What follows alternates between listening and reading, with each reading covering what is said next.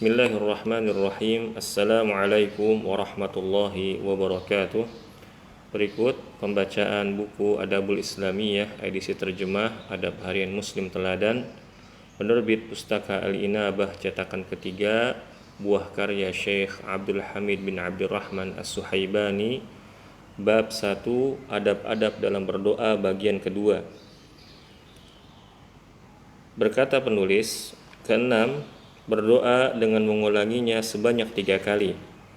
Telah diriwayatkan dengan sahih dalam As-Sunnah sebagaimana hadis riwayat Muslim yang panjang dari sahabat Ibnu Mas'ud radhiyallahu anhu, ia berkata, "Falamma qada an-nabiy sallallahu alaihi wasallam salatahu rafa'a sawtahu thumma da'a alaihim wa kana idza da'a thalathan وإذا سأل ثلاثا ثم قال اللهم عليك بقريش اللهم عليك بقريش اللهم عليك بقريش", yang artinya setelah Rasulullah sallallahu alaihi wasallam selesai dari salatnya, beliau mengeraskan suaranya kemudian mendoakan kejelekan bagi mereka, dan apabila Rasulullah sallallahu alaihi wasallam berdoa, beliau ulang sebanyak 3 kali, dan apabila beliau sallallahu alaihi wasallam memohon,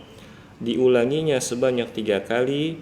Kemudian beliau berdoa, "Ya Allah, atasmu kuserahkan kaum Quraisy.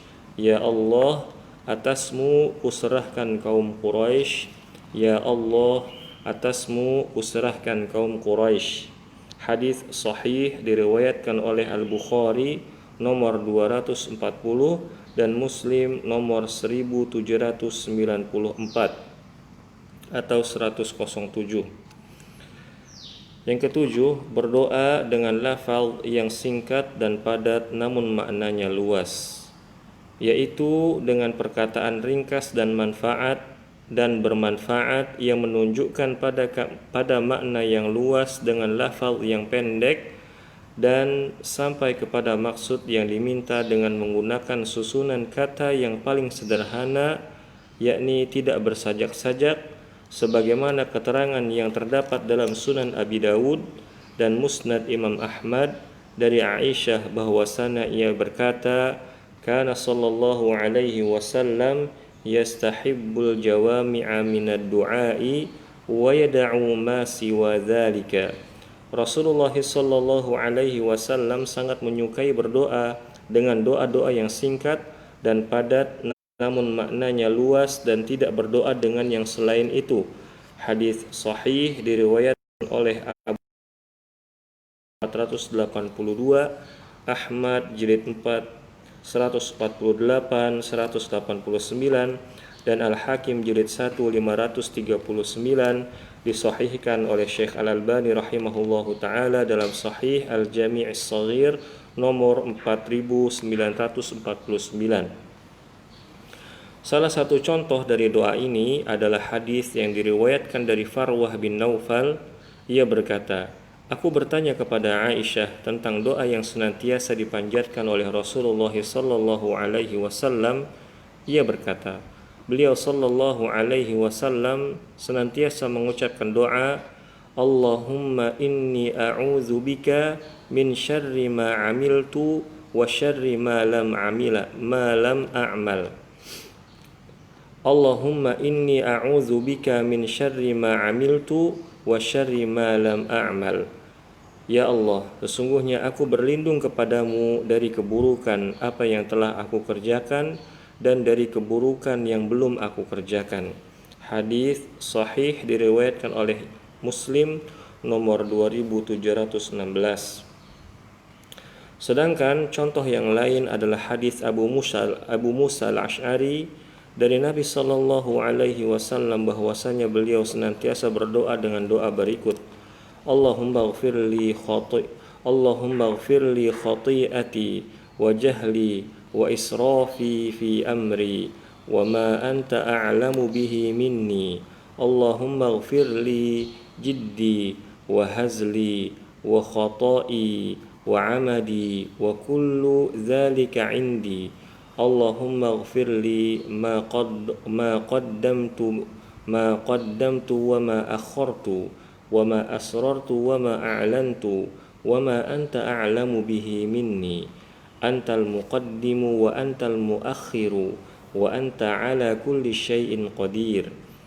Ya Allah, berikanlah ampunan kepadaku atas kesalahan-kesalahanku, kebodohanku, serta sikap berlebihanku dalam urusanku dan segala sesuatu yang Engkau lebih mengetahuinya daripada diriku.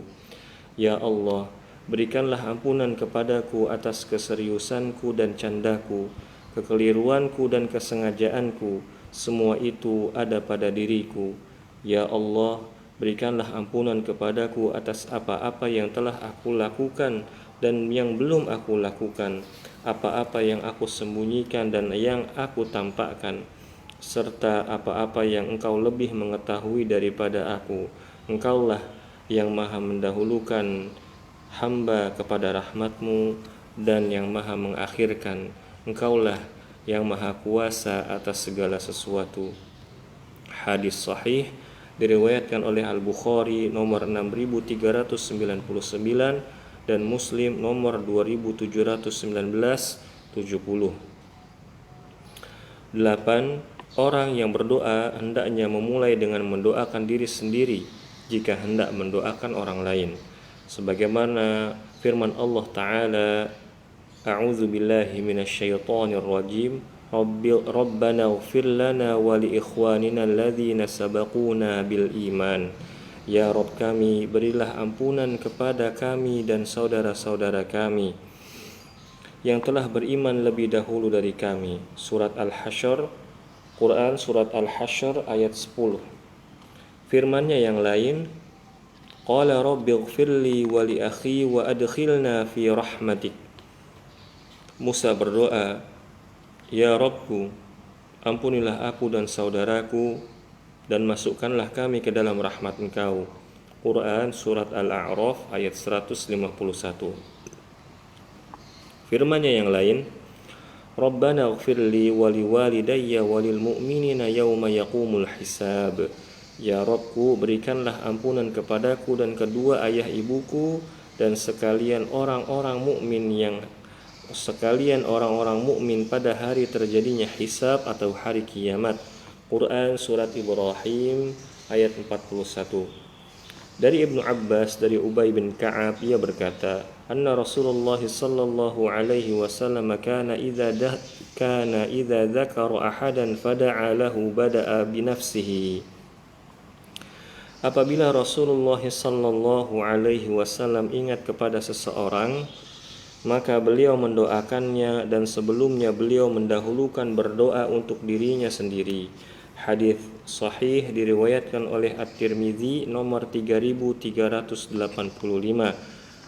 dan Abu Dawud nomor 3984, disahihkan oleh Syekh Al-Albani rahimahullahu taala dalam Sahih Al-Jami' As-Shaghir nomor 4723. Namun hal tersebut bukan merupakan kebiasaan dari Nabi sallallahu alaihi wasallam dan terkadang memang benar Rasulullah sallallahu alaihi wasallam mendoakan orang lain tanpa mendoakan dirinya sendiri, sebagaimana sabda Rasulullah sallallahu alaihi wasallam dalam kisah Hajar, Yarhamullahu umma Ismail law tarakatha lakanat ainan ma'inan. Semoga Allah memberikan rahmat kepada ibu Nabi Ismail, yakni Hajar. Seandainya beliau membiarkan air Zam-Zam mengalir bebas, niscaya ia menjadi mata air yang terus mengalir. Hadis sahih diriwayatkan oleh Ahmad dalam Musnadnya jilid 5 121 nomor 21163, disahihkan oleh Syekh Al-Albani rahimahullah dalam silsilah Al-Ahadits As-Sahihah nomor 1669. Yang kesembilan, memilih berdoa di waktu yang mustajab, yakni waktu yang pasti dikabulkan. Di antaranya adalah pada waktu tengah malam. Dalilnya adalah firman Allah Ta'ala, وَبِالْأَسْحَارِ هُمْ يَسْتَغْفِرُونَ, dan di akhir-akhir malam mereka memohon ampun kepada Allah. Quran Surat Az-Zariyat nomor 18. Hadis dari Abu Hurairah radhiyallahu anhu bahwa Rasulullah sallallahu alaihi wasallam bersabda, yang artinya, Rabb kita Allah tabaraka wa ta'ala turun ke langit dunia pada sepertiga malam yang terakhir seraya berfirman, barang siapa yang berdoa kepadaku saat ini, niscaya aku akan memperkenankannya. Barang siapa yang meminta kepadaku, niscaya aku akan memberikannya. Barang siapa yang meminta ampunan kepadaku, niscaya aku akan mengampuninya. Hadis riwayat Al-Bukhari nomor 1145, Muslim nomor 758, dan At-Tirmizi nomor 3498. Lalu di antara azan dan iqamah, dalilnya sabda Rasulullah sallallahu alaihi wasallam, ad-du'a la yuraddu bainal adhani wal iqamati fad'u. Doa yang dipanjatkan antara azan dan iqamah tidak akan ditolak, maka berdoalah. Hadis riwayat Abu Dawud nomor 521, At-Tirmizi nomor 212, Ahmad jilid 3 155, dan At-Tirmizi berkata hadis hasan sahih. Syekh Al-Albani rahimahullahu taala mensahihkan dalam Sahihul Jami' nomor 3408. Lalu